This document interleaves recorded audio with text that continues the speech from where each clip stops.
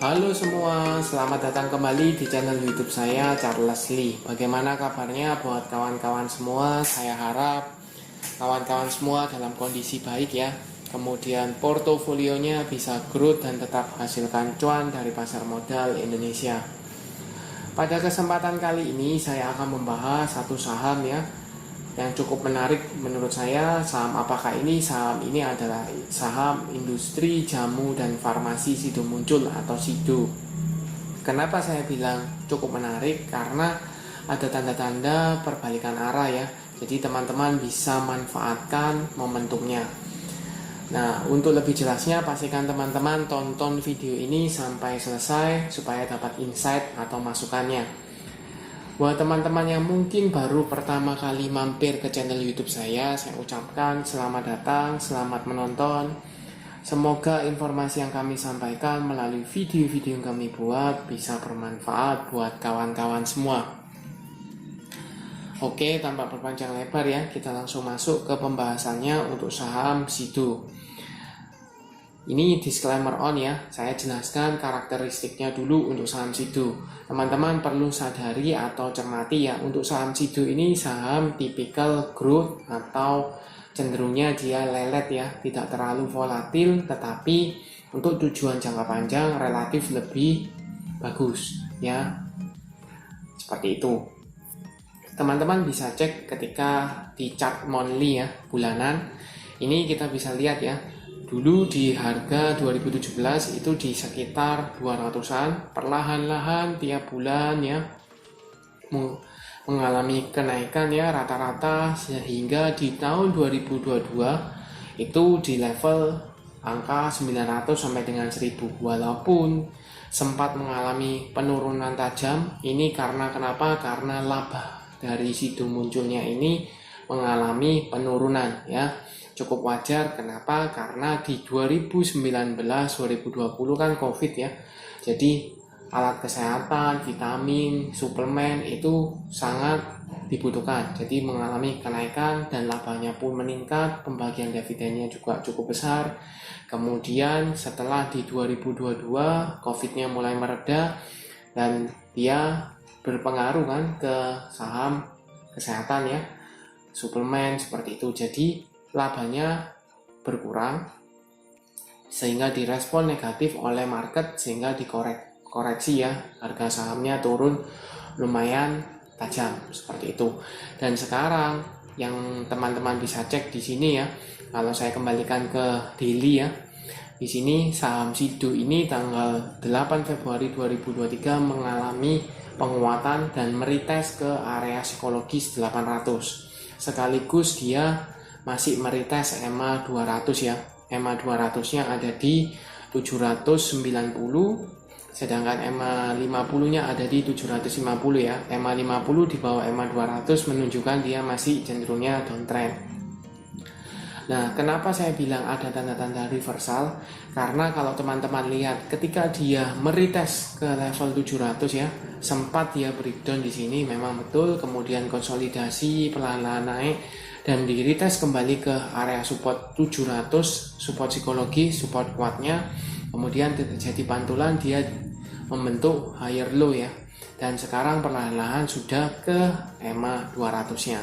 Nah, pertanyaannya di sini adalah mampukah saham Sido ini breakout dari EMA 200 maupun level resisten psikologis di 800? Itu pertanyaannya. Kalau seandainya dia mampu breakout dari EMA 200 dan level resisten 800, cukup bagus, menandakan dia ada perbalikan arah seperti itu.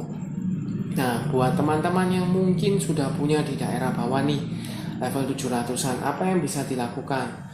Tergantung time frame-nya dan tujuannya pada waktu teman-teman entry. Kalau teman-teman misalnya manfaatkan untuk swing trade, mungkin bisa pertimbangkan taking profit apabila saham Sido ini gagal break dari area 800. Tapi kalau seandainya teman-teman tujuannya adalah invest cenderung jangka panjang ya, 2-3 tahun seperti itu, maka teman-teman sadari bahwa saham Sido ini kan rutin membagikan dividen ya.